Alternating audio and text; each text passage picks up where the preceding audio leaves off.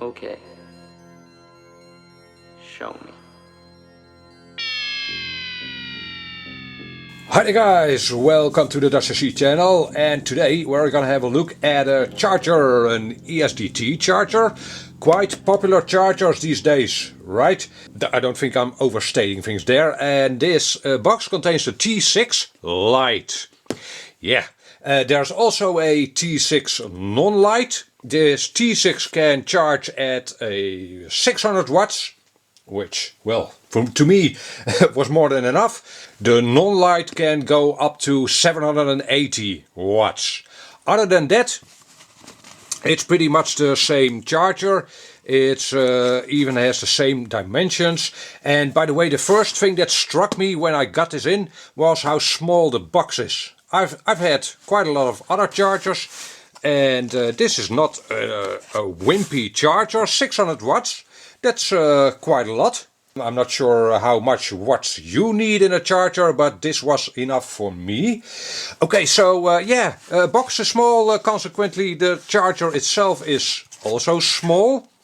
And as you can also see, it doesn't have the 4 buttons that you see on a lot of other old world chargers, so to speak, non-ISDT chargers. The IMAX chargers, you might be familiar with those. An LCD and 4 buttons, and that's it for your user interface. And it has this sloped case, as you can see, so the front of the charger is slightly angled towards yourself. That's nice.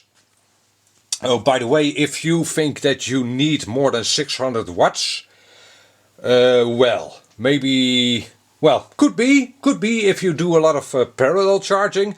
Other than that, maybe you need a calculator. But again, I'll have in the description of this video both a link to this Lite version that I have and the non-Lite, which can do 680 watts of charging. Yeah, okay, so there's some screen protection film on the front. Let me try and get that off. Alright, that was actually pretty hard. Okay, so and you do actually get this screen protector in the box. Where it's not Gorilla Glass, but it'll prevent scratching. And that's a nice thing because I got me this charger as a field charger. So I'll throw it in my backpack. That way I can charge the smaller flight lipos off of one big honking lipo, like a 5000 milliamp. And as you can see here, input port XT60. Here's another power input port, which is a simple barrel jack. And here you've got an USB port. That's not for input, that's output. So if you hook up a power source, either XT60 or this barrel jack, you can charge your phone in the field as well from this charger. And on the other side you have another XT60, which is your output port, and here is the balance port. This charger can balance charge up to 6S lipos, and I guess for most people that'll be enough. Okay, you also get a couple of decals. Yay, cool stuff. Quite nice actually, thank you very much. And a little quick start manual pamphlet, which is in English and in Chinese. Okay, is it in any way clear? Well, there's not a whole lot of info, mostly specifications, and that's about it. Yeah, so not much of a manual, but it shouldn't be hard to operate this charger anyway, right? As you can see, you've got a couple of buttons here. It's not a rotary dial, it's basically 1, 2, 3, 4, 5 buttons. Center button will probably be the enter button, and the other buttons to navigate through the menu. Okay, so let's actually see what you get with the charger. Not a whole lot, by the way. Oh, you get nothing.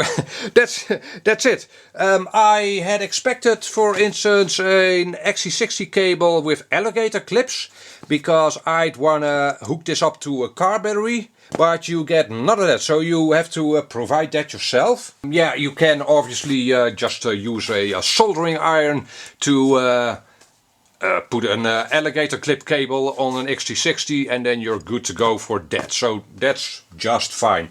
And for the output port, yeah, XT60. So if you want to charge different kinds of batteries with other connectors, you'll have to make an adapter yourself.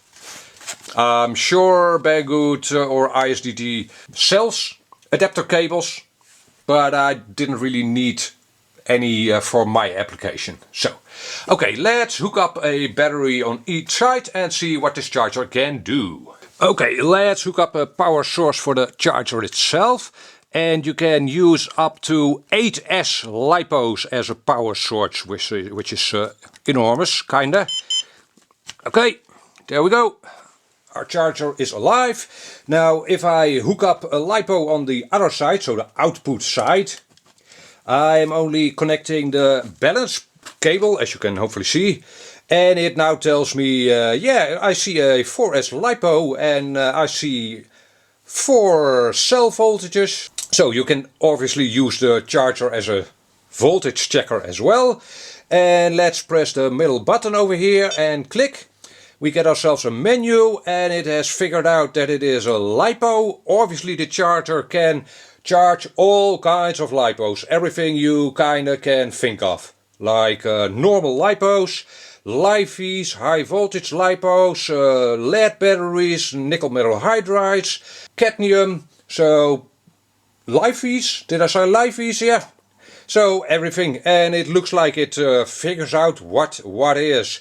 Now if I try to start charging like this, so without this port connected, it says nah. We will have none of that, so it won't charge LiPos off the balance lead, which is a bit of a shame. I would have liked that because some LiPos don't even have a discharge plug. But okay, regardless. Now I have the discharge plug from my LiPo connected as well, and let's see. As you can see here are the choices it has made. A 4-cell current. Okay, it's gonna be charging at 10 amps. That's a little steep. Not that this LiPo can't take that, but let's see how easy it is to change that. Okay, that wasn't the button.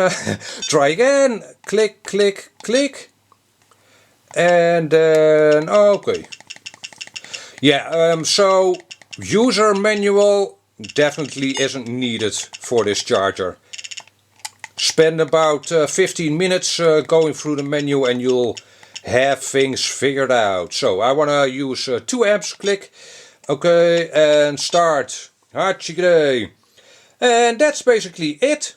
That's all you want to know. Yeah, well, obviously this charger can balance charge as it is doing now. It can also discharge. How do I stop it? Well, I click and I say stop. Yay, okay, that was it. Okay, and I'm back in the status monitor again. Click again and task. What task can I do? Charge, discharge and storage. Oh, let's do storage. Start. And it'll bring down the voltages to storage level. Cool stuff. Yeah. Obviously you can use a wall outlet with that barrel jack at the side. No, you don't get one with the charger, so if you don't have a power adapter, well, you'll need one. Do keep in mind, again, that this charger can charge at 600 watts maximum. You don't have to use that. I didn't use that in my charging sample, but if you choose an external power source, yeah, make sure that can actually deliver that 600 watts if you want to use 600 watts. Otherwise you'll have your power source go up in smoke. Okay, well, yeah, this user interface is very simple. So I think this is a better charger for kinda all people. Much easier to understand than the previous generations of chargers. So progress, and it looks pretty good as well. It's yeah, it is plastic. Oh, by the way, there is a fan in this charger. It hasn't been on though, so I've never had it be on actually. It will probably be on at decharge cycles. So yeah, that's usually the case with chargers. Okay, well, pretty nice charger. This is my first ISDT charger, by the way. But do I like it? Yes, sir. This is a very nice charger. Okie dokie. Well, if you have questions about the charger or any other kind of charger, or if you need or want more than 600 watts, hit me up a comment down below and I'll be happy to answer you. For now, this was my quick review of this ISDT T6 Lite charger. Bye bye.